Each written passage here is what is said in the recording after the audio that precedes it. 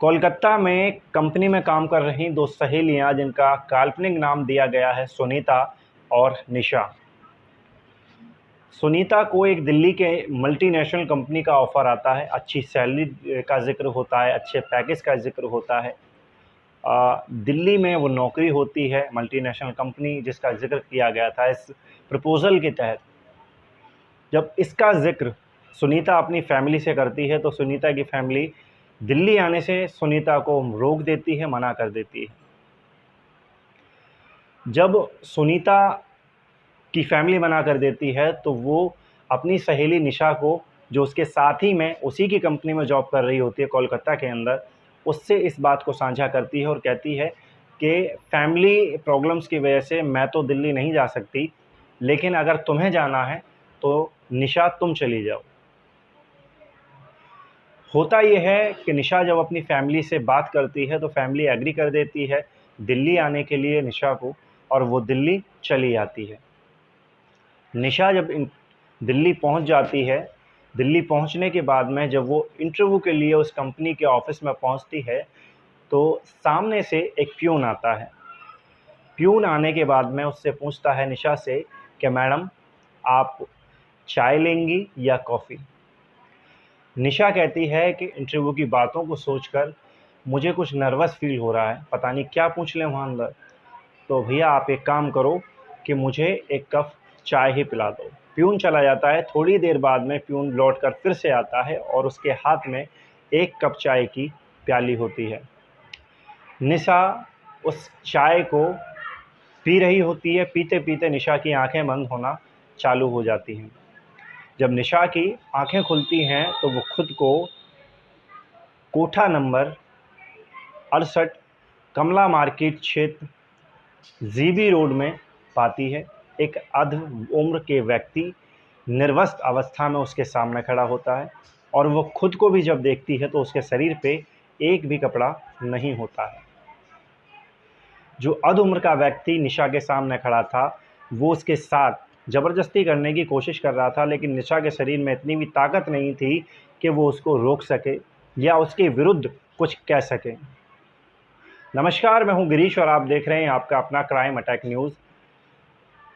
ये कहानी जो झंझोर देने वाली है, ये कहानी जो दिल को हिला देने वाली है, ये बेहद ही दर्दनाक कहानी है। निशा के सामने जो अध उम्र का व्यक्ति खड़ा हुआ था, जो निशा के साथ में ज़बरदस्ती करने की कोशिश करता है और निशा इस हालत में भी नहीं होती कि उसका विरोध कर सके, वो व्यक्ति चला जाता है। कुछ ही मिनटों बाद में दूसरा व्यक्ति आता है। वो निशा के साथ में बर्बरता करता है, ज़बरदस्ती करता है, उसके शरीर के साथ में खेलता है और वो भी वहाँ से चला जाता है। ठीक इसी प्रकार से तीसरा आता है, चौथा आता है, पाँचवां आता है, छठा आता है, सातवां आता है। लगभग 15 व्यक्ति उस टाइम निशा के सामने आते हैं, निशा के साथ में ज़बरदस्ती करते हैं, निशा के शरीर के साथ में खेलते हैं। क्योंकि निशा उनके विरोध करने की हालत में नहीं थी, उनसे कुछ बोलने की अवस्था में नहीं थी, क्योंकि उसको चाय के अंदर जो नशीला पदार्थ मिलाकर दिया हुआ था उसके चलते उसके शरीर की हालत बहुत नाजुक थी। तकरीबन जब 15 व्यक्ति चले जाते हैं निशा के साथ ज़ोर ज़बरदस्ती करके, बर्बरता करके, तो निशा आंखें उसकी बंद होने लगती हैं निशा की, और वो दोबारा से बेहोश हो जाती है। तकरीबन 15 लोगों तक की गिनती तो उसको याद थी। जब निशा होश में आती है तो कहती है कि मुझको रोटी दो, मुझको पानी दो, और सबसे पहले तो मुझे अपने शरीर को ढकने के लिए कोई कपड़ा दो। वहाँ के जो लोग होते हैं, जो कोठा नंबर 68 के लोग होते हैं, वो निशा को मारते हैं, पीटते हैं और उसके साथ में ज़ोर ज़बरदस्ती करते हैं, बर्बरता करते हैं उसके साथ में। और ना तो उसको रोटी दी जाती है, ना पानी दी जाती है, और ना ही कोई तन ढकने के लिए कपड़ा मुहैया कराया जाता है। ये सारा सिलसिला लगभग 1 डेढ़ साल तक सिलसिलेवार तरीके से ऐसे ही चलता है। निशा बड़ी सोच में पड़ जाती है और वो सोचती है कि इस दलदल से अब कैसे निकला जाए। उसने कहीं सुना था कि CPWD यानी महिला आयोग की अध्यक्ष स्वाति मालीवाल उसको इस नरक में से निकाल कर अच्छी ज़िंदगी दे सकती हैं। अब सवाल ये था कि उन तक पहुंचा कैसे जाए। लगभग 1.5 पौने 2 साल बीत जाने के बाद में एक आदमी जो निशा के पास में 2-3 बार आ चुका होता है, उसके सामने निशा अपनी बात रखती है और बात रखने के बाद में उससे हाथ जोड़कर ये विनती करती है कि किसी भी तरीके से उसको निकालने में, यहाँ से नरक से निकालने में वो व्यक्ति उसकी मदद करे। वो व्यक्ति पहले तो मना कर देता है, लेकिन ज़्यादा बोलने पर निशा के वो कहता है कि ठीक है, लेकिन मेरा इसमें कहीं कोई नाम नहीं आना चाहिए। निशा कहती है कि ऐसा ही होगा।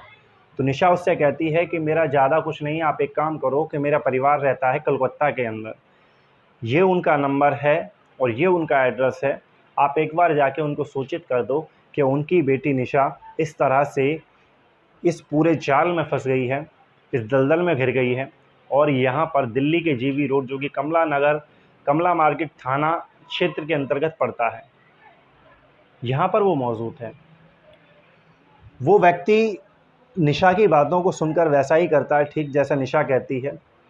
उसके परिजनों को इत्तला करता है, फ़ोन करता है, फ़ोन के माध्यम से उसके भाई को ये बताता है कि ऐसी-ऐसी बात है और इस तरीके से तुम्हारी बहन जो निशा है, वो इस दलदल में घिर गई है, इस दलदल में फंस गई है और यहाँ से इसको निकाला जाए। उसके साथ में बहुत ज़ोर ज़बरदस्ती हो रही है, बहुत जुल्म हो रहा है, बहुत बर्बरता की जा रही है। सारी बातों को सुनकर उसका भाई अपने परिवार से ज़िक्र करता है। परिवार से ज़िक्र करने के बाद में वो बातें जब फैमिली में आती हैं, फैमिली के बाद में जो अपने आसपास के लोग होते हैं, उसके परिजन, उनसे ज़िक्र करते हैं।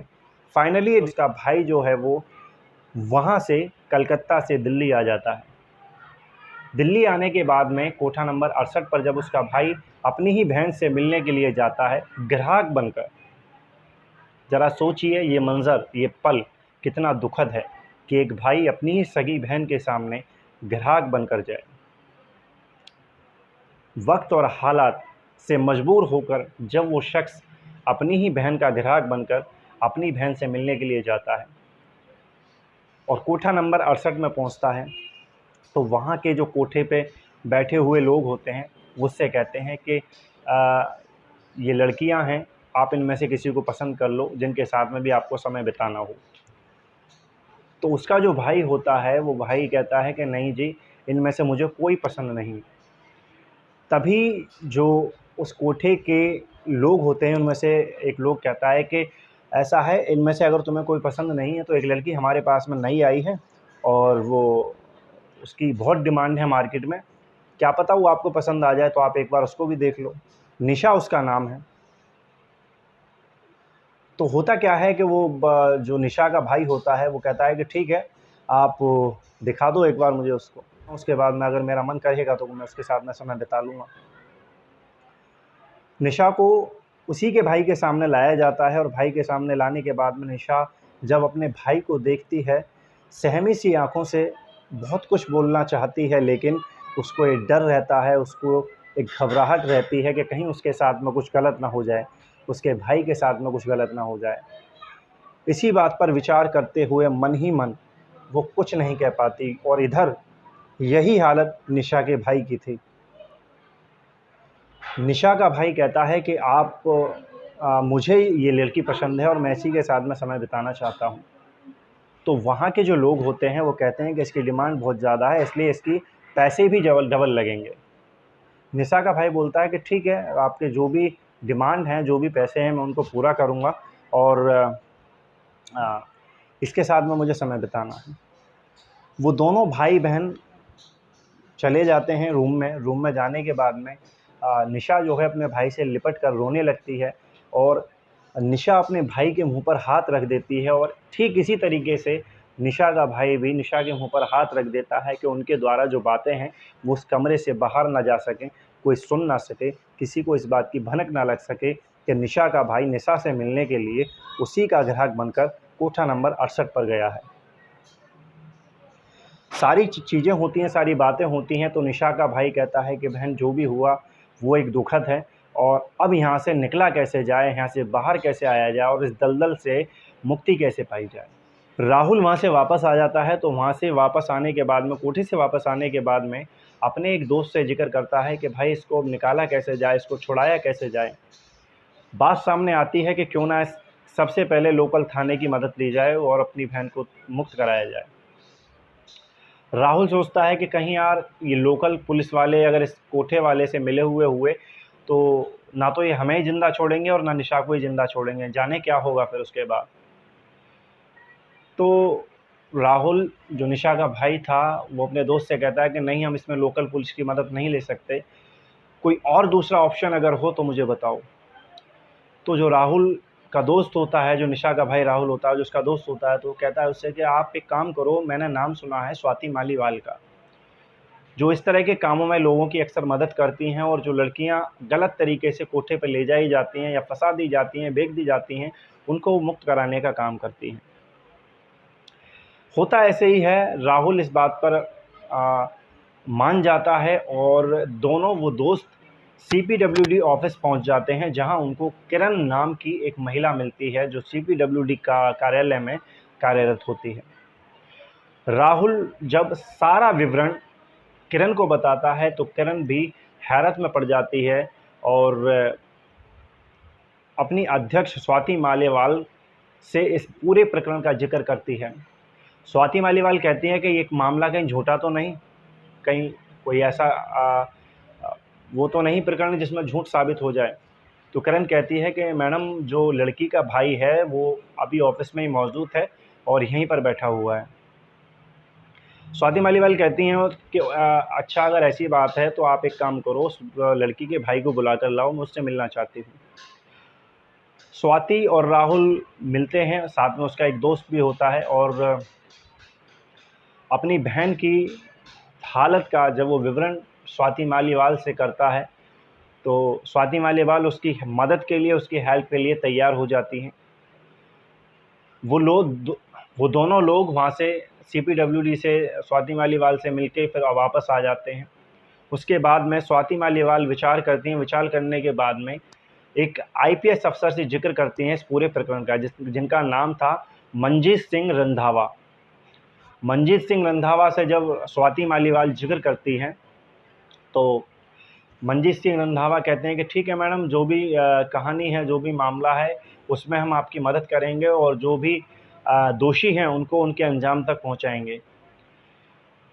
एक समय मुकर्रर किया जाता है रेड का और एक प्रकरण तैयार किया जाता है कि किस तरीके से काम करना होगा। मंजीत सिंह रंधावा स्वाति मालीवाल राहुल को बुलाते हैं। राहुल को बुलाने के बाद में एक जो डेट मुकर्रर की थी मंजीत सिंह रंधावा ने अपनी टीम के साथ में मिलकर, वो उस डेट का जिक्र राहुल से किया जाता है कि फला डेट को हम रेड मारेंगे और तुम एक काम करना कि वहाँ पर कोठे पर चले जाना, जाने के बाद में अपनी बहन के साथ में बहन को लेकर एक रूम में चले जाना और ये जो मोबाइल फ़ोन है तुम्हारे पास में रहना चाहिए और कोई बात हो तो हमें बताते रहना, हमें इत्तला करते रहना। ये तमाम चीज़ें जो है वो पुलिस के जो IPS अधिकारी थे मंजीत सिंह रंधावा और जो CPWD की अध्यक्ष थी स्वाति मालीवाल, आपस में डिस्कस करने के बाद में, पूरा प्लान बनाने के बाद में उस समय जो है, जो डेट है वो आ जाती है और ठीक उसी तरीके से, उसी हिसाब से पूरा प्रकरण तैयार किया जाता है जिस पर काम करना था। राहुल जाता है, राहुल को जाने के बाद में वो निशा को लेकर फिर उसके रूम में जाता है। इतने में ही पीछे से पुलिस की टीम आती है। टीम के आने के बाद में मंजीत सिंह रंधावा, स्वाति मालीवाल और अन्य पुलिस के जो कर्मी होते हैं वो कोठा नंबर 68 में रेड मारते हैं। रेड मारने के बाद में जब कमरे को खोला जाता है तो उसमें राहुल और उसकी बहन निशा पाए जाते हैं। दोनों को पुलिस अपने कब्ज़े में लेती है। लेने के बाद में जो कोठे के मालिक थे, कोठे के जो संचालक थे, उनको गिरफ़्तार किया जाता है। गिरफ़्तार करने के बाद में इस तरह से फिर निशा को उस गंदगी से, उस दलदल से मुक्त कराया जाता है, आज़ाद कराया जाता है और एक नई ज़िंदगी मंजीत सिंह रंधावा और स्वाति मालीवाल द्वारा दी जाती है। ये पूरा प्रकरण अखबारों की हेडलाइंस में भी चलता है, खबरों में भी चलता है, टीवियों पर भी निकलता है और इस पूरे प्रकरण को लेकर, इस पूरे केस को लेकर बहुत तारीफ मंजीत सिंह रंधावा और स्वाति मालीवाल की होती है। फाइनली कहानी जो है वो ख़त्म हो जाती है, मामला जो है वो ख़त्म हो जाता है। वो जो लड़का होता है राहुल, वो अपनी बहन निशा को साथ लेकर अपने घर कलकत्ता चला जाता है वापस। इस कहानी से, इस मामले से बहुत कुछ सीख मिलती है। ये जो पूरा मामला है, जो पूरा प्रकरण है कि किसी पर भी विश्वास कर कर जब इंसान कहीं चला जाता है तो उसके साथ में कुछ भी हो सकता है। तो आप भी इस कहानी से ये सीख लें कि अगर कोई भी ऑफ़र आपके पास में यदि ऐसा आता है तो उसकी सत्यता को पहले भांपना चाहिए, उसके पहलुओं को पहले नापना चाहिए, उसका आधार क्या है इसको गंभीरता से सोचना चाहिए और फिर उसके बाद में इस पूरे प्रकरण पर, इस पूरे ऑफ़र पर काम करना चाहिए। जो गलती निशा ने करी थी, उम्मीद है कि देश की कोई भी महिला शक्ति ना करे। मैं आशा करता हूँ कि ये कहानी आपको पसंद आई होगी। मिलते हैं एक ऐसी नई कहानी के साथ में जो आपको, समाज को एक नई दिशा दे और सीख दे। तब तक के लिए जुड़े रहिए हमारे साथ, देखते रहिए आपका अपना क्राइम अटैक न्यूज़। मैं हूँ गिरीश कुमार आपके साथ।